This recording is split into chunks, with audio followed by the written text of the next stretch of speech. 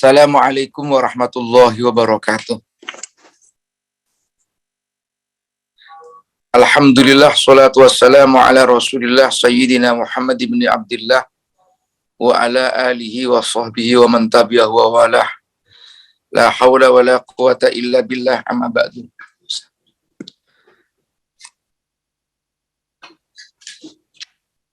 Yang kami hormati para pimpinan di lingkungan STIK, PTIK, Bapak-bapak, ibu-ibu semua yang insya Allah dimuliakan Allah Subhanahu wa Ta'ala. Mari sama-sama kita menyampaikan puji dan syukur kehadirat Allah Subhanahu wa Ta'ala atas limpahan rahmat, hidayah, taufik kepada kita. Alhamdulillah kita masih diberikan banyak kenikmatan oleh Allah, terutama nikmat iman dan nikmat Islam. Mudah-mudahan kita semua sehat walafiat, dijauhkan dari wabah penyakit, dan COVID-19 mudah-mudahan segera hilang dari negeri yang kita cintai ini. Bapak, Ibu semua yang kami hormati, pada pengajian pagi hari ini kita akan membahas yaitu tentang yang terkait dengan hukum Islam, yaitu prinsip-prinsip hukum Islam. Dalam kitab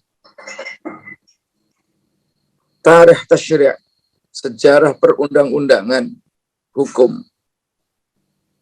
di sana dijelaskan ada beberapa prinsip hukum Islam.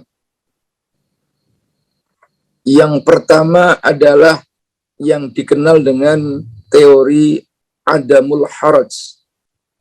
Tidak ada kesulitan. Jadi pada dasarnya hukum Islam itu mudah dan gampang. Itu prinsip yang pokok. Ini sesuai dengan dalil Al-Quran, misalnya yuridullahu bikumul yusra wala yuridu bikumul usra. Allah itu menghendaki kemudahan, wala yuridu bikumul usra, tidak menghendaki kesulitan. Dalam hadis Nabi juga banyak disebutkan, misalnya ad-dinu yusrun, agama itu mudah. Yassiru wala tu'assiru. Yassiru wala tu'assiru. Permudahlah kalian semua, wala tu'assiru, jangan mempersulit diri. Ini salah satu bentuk bahwa agama Islam itu tidak pernah mempersulit diri. Misalnya kita dalam kondisi perjalanan atau dalam keadaan sakit, kita diberikan yang disebut dengan istilah rukhsah, dispensasi. Sholat 4 rakaat bisa diringkas menjadi 2 rakaat. Itu yang kita sebut dengan teori qashar. Demikian pula 2 waktu bisa dikumpulkan menjadi 1 waktu pelaksanaannya. Misalnya zuhur dan asar kita lakukan di waktu zuhur, itu yang disebut dengan jamak takdim. Kalau dilakukan pada waktu asar, kita sebut dengan jamak takhir. Nah, ini dalam teori hukum disebut dengan rukhsah, yaitu keringanan. Nah, bagaimana kalau dalam konteks kekinian? Ini banyak yang bertanya. Misalnya tentang peraturan PPKM darurat atau peraturan yang terkait dengan PPKM level 4 yang sering dikaitkan dengan pelarangan kegiatan yang mendatangkan kerumunan. Nah, dalam konteks ini, agama memberikan keringanan-keringanan.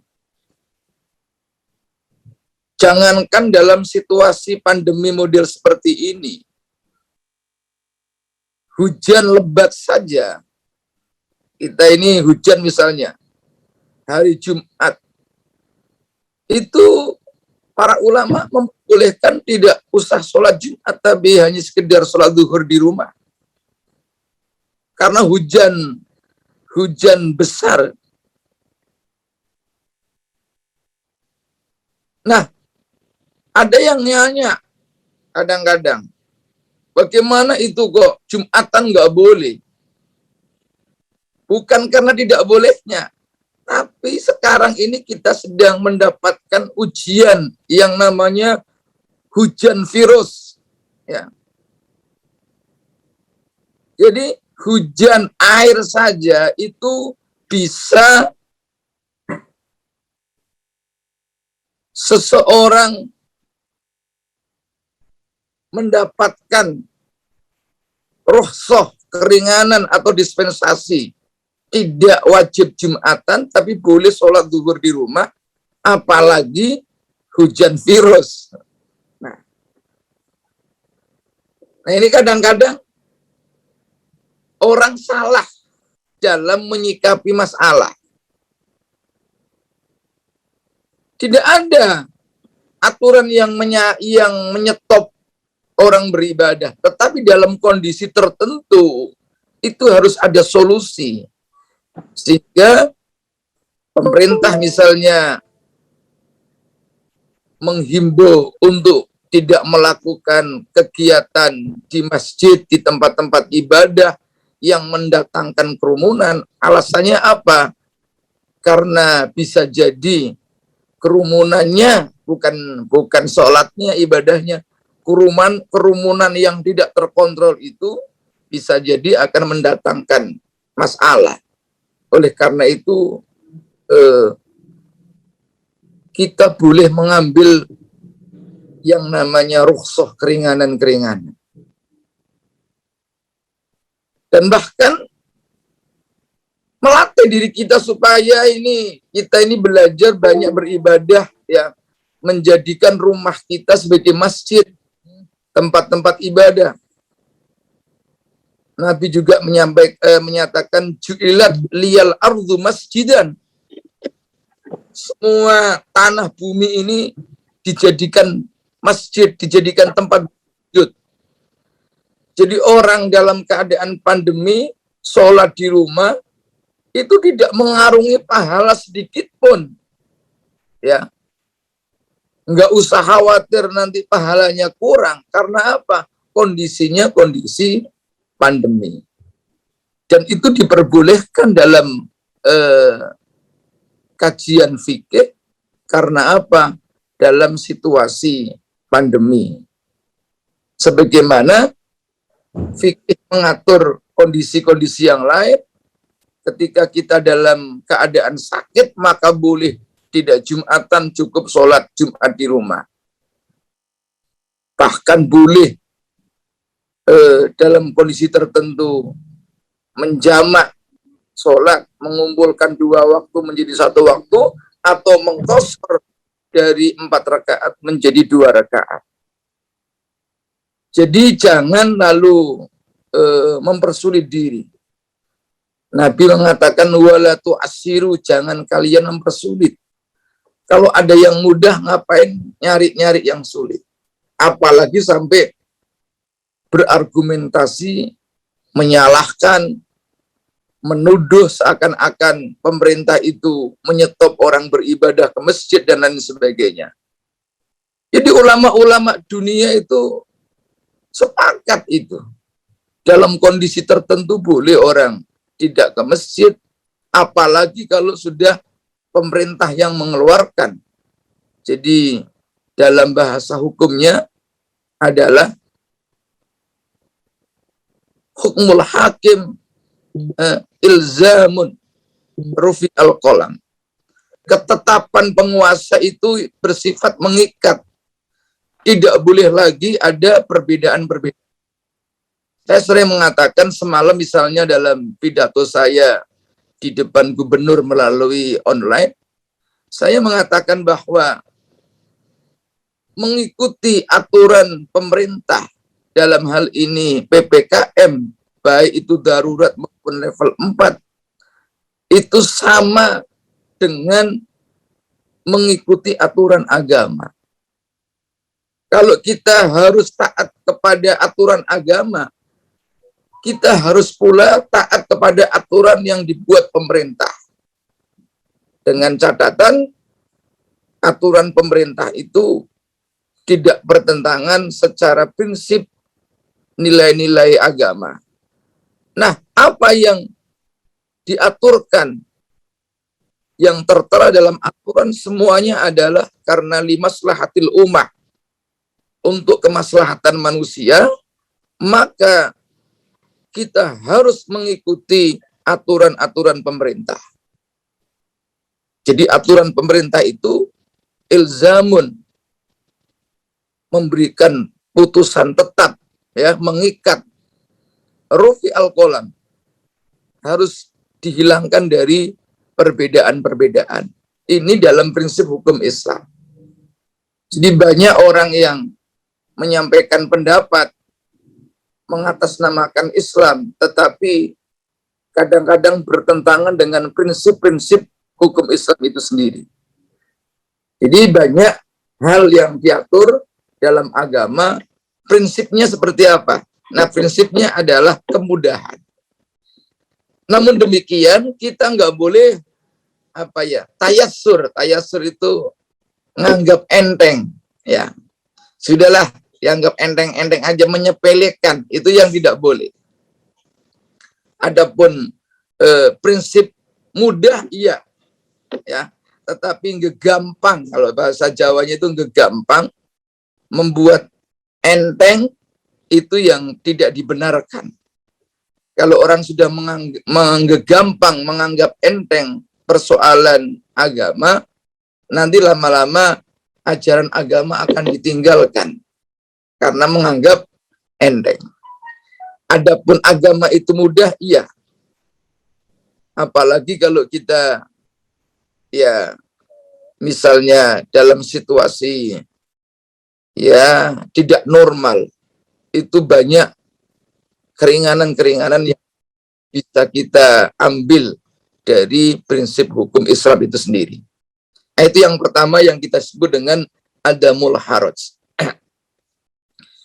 Yang nomor dua adalah taklilut takalif. Taklilut takalif itu menyedikitkan beban. Ya.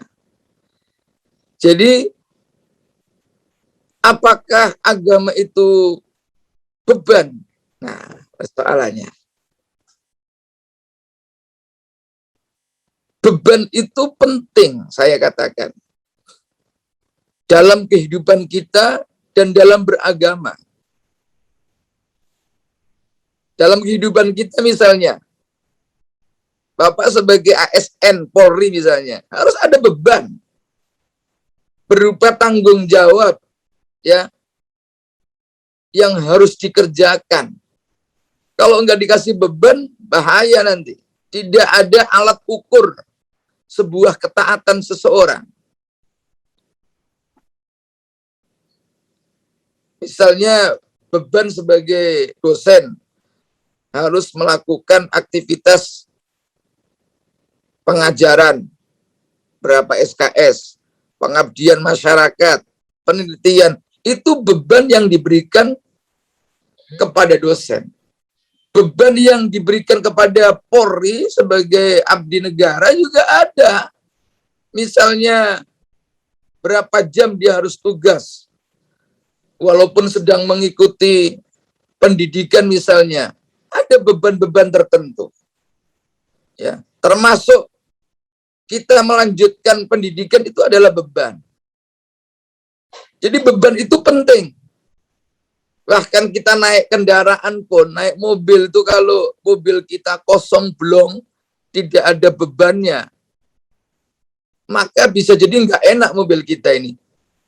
Jadi penting ada beban, tetapi beban itu harus terukur. Dalam ayat Al-Quran disebutkan, la yukallifullahu nafsan illa wus'aha. Allah tidak memberikan beban kepada seseorang illa wus'aha, kecuali sesuai dengan kadar kemampuannya. Maka agama pun memberikan beban kepada seseorang. Orang yang sudah usia baligh, berakal, itulah orang mulai mendapatkan beban. Maka orang yang mendapatkan beban atau orang yang dibebani dalam teori hukumnya kita sebut dengan mukallaf.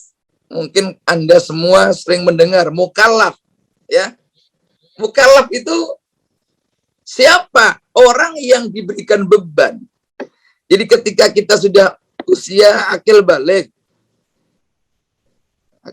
itu ya ketika seseorang sudah pernah mengeluarkan air mani, sudah dewasa, ya. Kalau perempuan juga sudah pernah haid, ya, umur ya itu tergantung kondisi. Ada daerah tertentu yang umur agak banyak belum balik. Biasanya daerah perkotaan lebih cepat balik, tapi di kampung baliknya lama karena kondisinya. Di kota anak kecil itu umur 12 bisa sudah balik, tapi di kampung belum tentu. Jadi standarnya adalah ketika orang itu sudah pernah mimpi mengeluarkan mani atau memang mengeluarkan mani atau sudah haid bagi orang perempuan. Dia tidak sakit jiwa, ya, berakal, maka seseorang itu disebut dengan orang yang sudah harus menerima beban. Bahasa hukumnya adalah mukallaf. Bebannya disebut dengan taklif, ya. Tetapi beban itu terukur, tidak memberatkan. Maka prinsipnya adalah taklilut takalif, penyedikitan beban. Jadi beban itu enggak banyak. Termasuk ujian Allah yang Allah berikan itu juga beban. Ujian. Bapak jadi polisi ya juga diuji, tapi ujiannya terukur. Ujiannya terukur. Orang masuk Polri itu ya kadang-kadang orang menganggap, waduh, ujiannya berat nih. Tapi itu sudah terukur. Misalnya mengikuti pendidikan secara fisik sekian bulan, itu semua sudah terukur. Apalagi beban yang diberikan oleh Allah semuanya itu sudah terukur. Termasuk Allah memberikan ujian pandemi ini semua terukur oleh Allah. Kita harus punya keyakinan pada saatnya akan selesai ini ujian pandemi. Tidak akan terus-menerus. Ya. Jadi Allah tidak akan pernah memberikan beban yang berlebihan kepada hambanya. Ini harus kita percayai betul bahwa beban yang Allah berikan kepada kita itu tidak banyak. Ya. Tapi kadang-kadang ada orang yang merasa terbebani. Ya. Salah satunya orang itu kurang bersyukur kepada Allah. Banyak orang yang merasa terbebani dalam kehidupan ini. Bagi orang-orang yang imannya tidak kuat, disuruh sholat 5 waktu itu merasa terbebani. Rasanya berat begitu ya. Ya Allah, ini kok agama memerintahkan kita sholat 5 waktu. Itu berat. Tapi bagi orang yang beriman, itu biasa-biasa saja. Sholat 5 waktu. Demikian pula ujian. Bagi orang-orang yang ya punya prinsip bahwa segala sesuatu itu sudah sesuai dengan qadha dan qadarnya Allah, ketentuan dan ketetapan Allah. Segala sesuatu yang Allah berikan itu adalah sesuatu yang terbaik bagi kita. Maka insya Allah semua tidak menjadi beban. Ada orang yang ketakutan sekarang ini hidup. Menjadi beban betul pandemi. Sehingga saking takutnya apa aja Masya Allah. Terlalu hati-hati betul. Hati-hati itu penting, tapi kalau terlalu itu nggak benar. Sehingga mau makan aja itu ya. Mau makan, belanja. Masya Allah. Semua barang dicuci bersih habis, ya kan? Apa kena orang sedikit, waduh, sudah khawatir jangan-jangan orang ini membawa virus pada kita ini, jangan-jangan macam-macam, ya. Semua negatif lah. Hidup ini seakan-akan ancamannya besar, ya. Orang hati-hati harus. Kita menjaga jarak, iya. Kita hati-hati, iya. Pakai masker, tetapi kalau orang itu terlalu ketakutan, ya, pokoknya sama sekali nggak mau ketemu dengan orang lain, hanya di rumah, gitu kan. Makanannya apa saja harus dibersihkan, aduh, apa saja itu bebannya malah menjadi nggak karu-karuan. Orang yang seperti ini malah menyebabkan ketakutan, jadi merasa terbebani hidup. Ini malah bahaya. Bukan benar, tapi malah nggak karu-karuan karena tidak bisa mendatangkan imunitas. Jadi rasa ketakutan itu penyakit, tidak bisa mendatangkan imunitas. Kata Ibnu Sina itu al-wahmu nisfun minadda. Al-wahmu, kecemasan, ketakutan itu nisfun minadda, sebagian daripada penyakit. Orang takut itu udah penyakit tersendiri. Tapi wal itmi'nanu, orang yang tenang, ya, tenang itu tentu sudah dibarengi dengan ikhtiar, baik ikhtiar lahir maupun batin. Ikhtiar sudah tenang, itu kata Ibnu Sina nisfun minad dawa, sebagian daripada obat. Ketenangan itu sendiri sebagian daripada obat. Wasabru, adapun kesabaran, bidayatun minasyifa, permulaan dari obat atau kesembuhan. Ya. Nah ini penting. Penting orang jangan merasa terlalu dibebani. Orang yang merasa terlalu dibebani dalam hidup akan menjadi penyakit itu sendiri. Bahkan dalam salah satu kitab Hilyatul Auliya itu ada cerita begini. Satu saat ada seorang wali gitu yang mukasyafah. Mukasyafah itu orang yang bisa menerawang sesuatu, tahu sebelum kejadian itu. Tanda-tandanya tahu. Nah, seorang wali itu ketemu dengan wabah penyakit. Bisa ngomong dengan penyakit. Seorang wali tadi nanya kepada wabah, "Hei wabah, kamu mau kemana?" "Saya mau pergi ke daerah Syria," gitu kan. "Damaskus." "Ngapain ke sana?" "Saya akan menyebarkan wabah penyakit."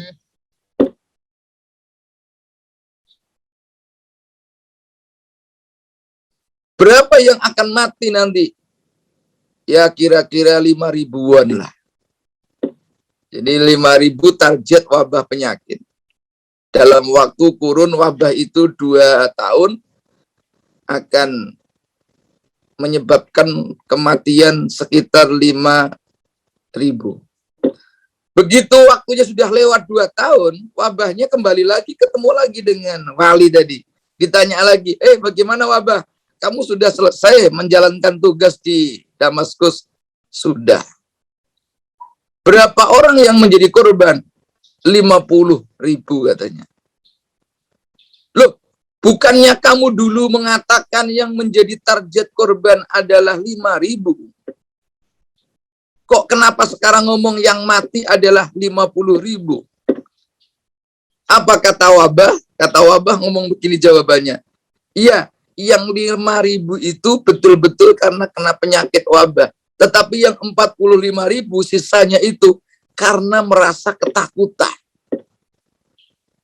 Jadi banyak orang yang meninggal itu bukan karena wabahnya, tapi karena rasa ketakutannya itu yang membuat dia meninggal dunia.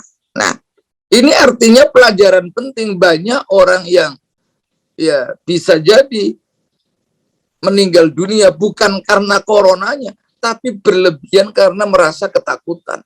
Jadi menurunkan imunitas itu sendiri.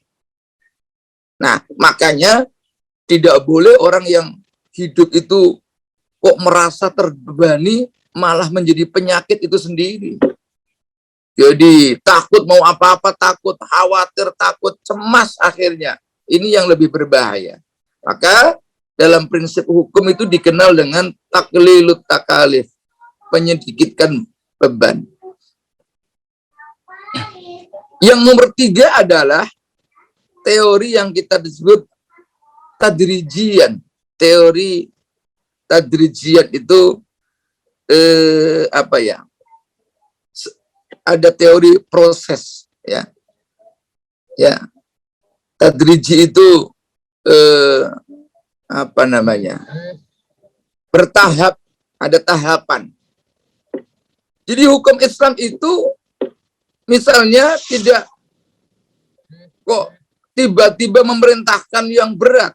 Ada sebuah proses, misalnya bisa kita lihat. Dulu Al-Quran itu ketika menghadapi masyarakat Mekah karena masyarakatnya masih banyak yang minum khamr, yang mabok-mabokan. Al-Quran hanya memberikan informasi, ketahuilah bahwa khamr itu adalah ya punya manfaat tapi juga punya maudharat. Wa ismuhuma akbaru min naf'ihima. Tetapi maudharatnya itu lebih besar daripada manfaatnya. Cuman memberikan informasi. Orang-orang masih mabok-mabokan, minum-minuman. Lalu kemudian Al-Quran turun lagi menyampaikan informasi.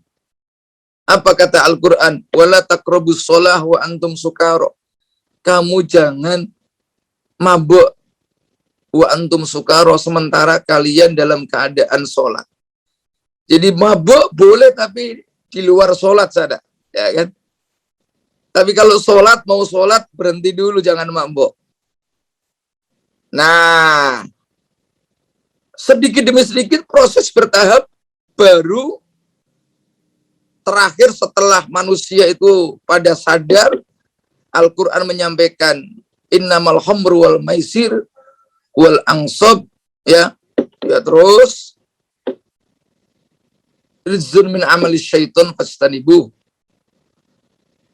Khamr itu rizun, kotor, najis, ya, min amali syaitan, bagian daripada perbuatan syaitan, fastanibuh, maka jauhilah. Baru ada ketegasan di akhir. Artinya dalam kondisi tertentu memberikan pendidikan itu jangan langsung ya to the point aja, begini orang malah kabur. Kita membaca situasi dan kondisi. Kalau orang itu baru ya tahap awal, diajarkan yang ringan-ringan. Misalnya ada orang yang baru tertarik agama Islam, Ya, yang ringan dulu. Sholat ya semampunya dulu. Besok lagi ditambahi lagi. Jangan yang berat-berat. Oh, Islam itu ini kalau malam tahajud, kalau ini sholat duha, nanti begini-begini, nanti puasa. Ya, orang kabur nanti. Jadi biar sedikit demi sedikit ada sebuah proses. Mendidik anak pun begitu. Jangan keras-keras, sedikit demi sedikit. Ya. Jangan langsung kasih aturan. Ya. Ada tahapan-tahapan. Saya kira di kepolisian juga begitu, ketika mengundangkan aturan misalnya apa itu yang sering terkait dengan lalu lintas, biasanya ada pemberitahuan dulu. Tanggal sekian nanti ada operasi apa, ada pemberitahuan. Ya, hari pertama ada percobaan. Ya, saya lihat misalnya ya di kontraflow dulu. Dia dicoba dulu 1-2 hari, 3 hari, baru setelah orang banyak tahu, lalu ditetapkan sebagai sebuah aturan. Jadi tidak sekonyong-konyong, tidak ada pemberitahuan, tiba-tiba hari ini ada larangan, ya, misalnya ganjil genap, wah, bisa diprotes banyak orang itu. Aturan ganjil genap ada pemberitahuan lebih dahulu, dikasih tahu tuh masyarakat. Lalu ada uji coba beberapa hari. Lalu baru aturan itu ditetapkan. Itu yang disebut dengan tadrijian dalam teori hukum Islam. Ada sebuah tahapan proses. Jadi hukum itu diundangkan ada tahapan-tahapannya. Ada langkah pertama pemberitahuan, ada langkah kedua uji coba, ada langkah ketiga baru pemberlakuan secara benar. Itu yang kita sebut dengan tadrijian. Itulah barangkali ya kan ya ada tanya jawab apa tidak, saya nggak ngerti nih. Monggo saya kembalikan kepada MC. Terima kasih. Assalamualaikum warahmatullahi wabarakatuh. Waalaikumsalam warahmatullahi wabarakatuh. Terima kasih Bapak Ustadz Samsul Ma'arif. Mohon izin kami kembalikan kepada senior dan rekan-rekan. Apakah senior dan rekan-rekan ada yang ingin ditanyakan terkait dengan ceramah pada pagi hari ini?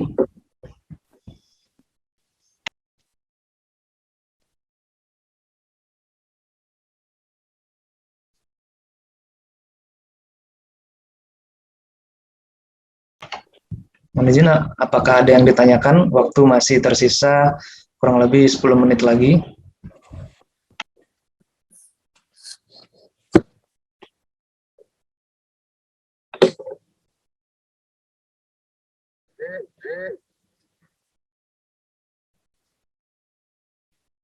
Kalau tidak ada, kita akhiri saja ya, Bang ya. Ya, mari kita akhiri bersama. Kita tutup dengan pembacaan suratul Fatihah. Terutama kita doakan kepada orang tua kita yang telah mendahului kita. Kita doakan kepada para pendiri PTIK, STIK ini. Para senior yang telah mendahului kita. Terutama yang sudah meninggal dunia, mudah-mudahan Allah mengampuni segala dosanya, menerima segala amal baiknya. Kita doakan keluarga kita, sahabat kita, tetangga kita, semua teman kita yang sedang sakit, terutama yang sedang diuji oleh Allah terkena COVID.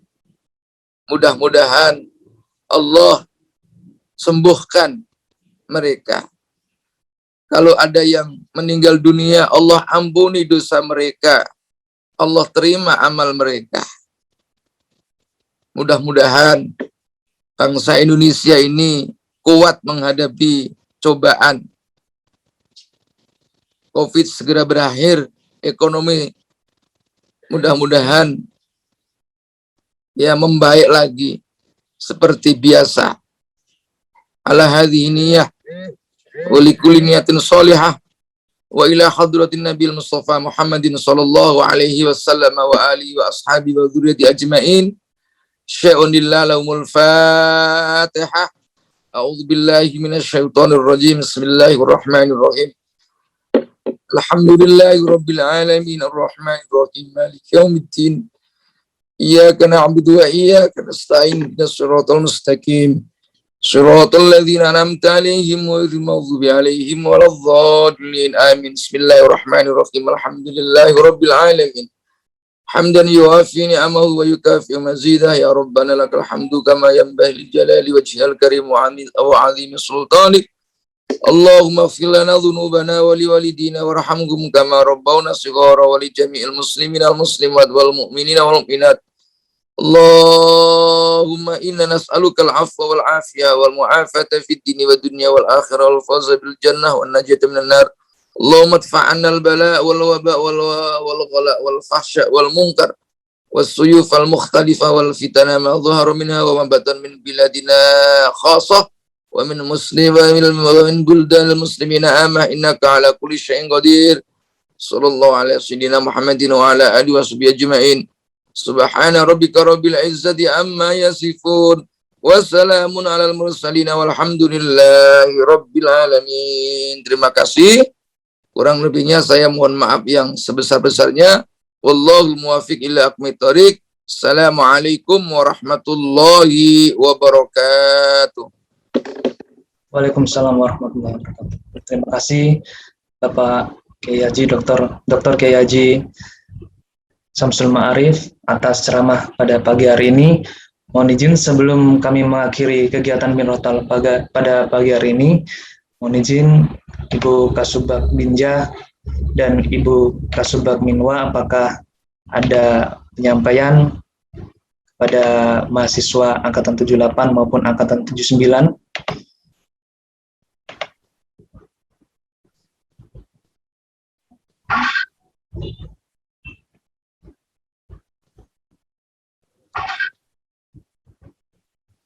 Baik, apabila tidak ada, untuk kegiatan akan kami akhiri.